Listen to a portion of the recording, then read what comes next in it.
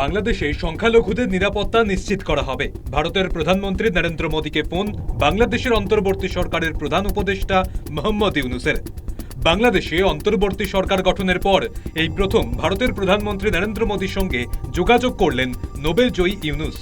আর এই ফোনালাপের কথা নিজের এক্স হ্যান্ডেলে পোস্ট করে জানিয়েছেন প্রধানমন্ত্রী নরেন্দ্র মোদী। নিজের এক্স হ্যান্ডেল পোস্টে লিখেছেন, ভারতের পরিস্থিতি নিয়ে ইউনূসের সঙ্গে কথা হয়েছে। গণতান্ত্রিক, স্থায়ী, শান্তিপূর্ণ ও প্রগতিশীল বাংলাদেশের জন্য ভারতের সহায়তা অব্যাহত রাখার প্রতিশ্রুতি পূর্ণ ব্যক্ত করেছেন। উনি আশ্বাস দিয়েছেন, বাংলাদেশের সংখ্যালঘুদের নিরাপত্তা নিশ্চিত করা হবে। উল্লেখ্য, সম্প্রতি স্বাধীনতা দিবসের অনুষ্ঠানে বক্তৃতার সময় মোদির মুখে উঠে এসেছিল সংখ্যালঘুদের প্রসঙ্গ। তিনি বলেছিলেন, বাংলাদেশের সংখ্যালঘুদের নিরাপত্তা নিয়ে চিন্তিত 140 কোটি ভারতবাসী। এমনকি এর আগে বাংলাদেশের অন্তর্বর্তী সরকার গঠনের পর ইউনূসকে শুভেচ্ছা বার্তাতেও সংখ্যালঘুদের নিরাপত্তা নিশ্চিত করার অনুরোধ করেছিলেন তিনি।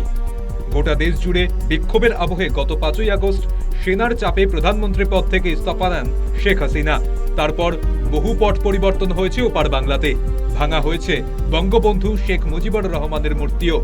অন্তর্বর্তীকালীন সরকার গঠন হওয়ার পরও এখনো থমথমে পরিস্থিতি। এই আবহেই 15ই আগস্ট পালিত হল বঙ্গবন্ধুর প্রয়াণ দিবস। ওই দিনই ধানমন্ডির 32-এর বাড়িতে সপরিবারে নিহত হন মুজিবর। তবে এবার 15ই আগস্ট সেভাবে রমরমা দেখা গেল না বাংলাদেশে। ধানমন্ডির বাড়ির সামনে প্রদীপ জ্বালালেন বেশ কিছু আওয়ামী লীগ সমর্থক। বঙ্গবন্ধুকে শ্রদ্ধা জানাতে গিয়ে ধানমন্ডিতে আওয়ামী লীগ নেতাকর্মীদের ওপর হামলার খবরও সামনে এসেছে। টাইম।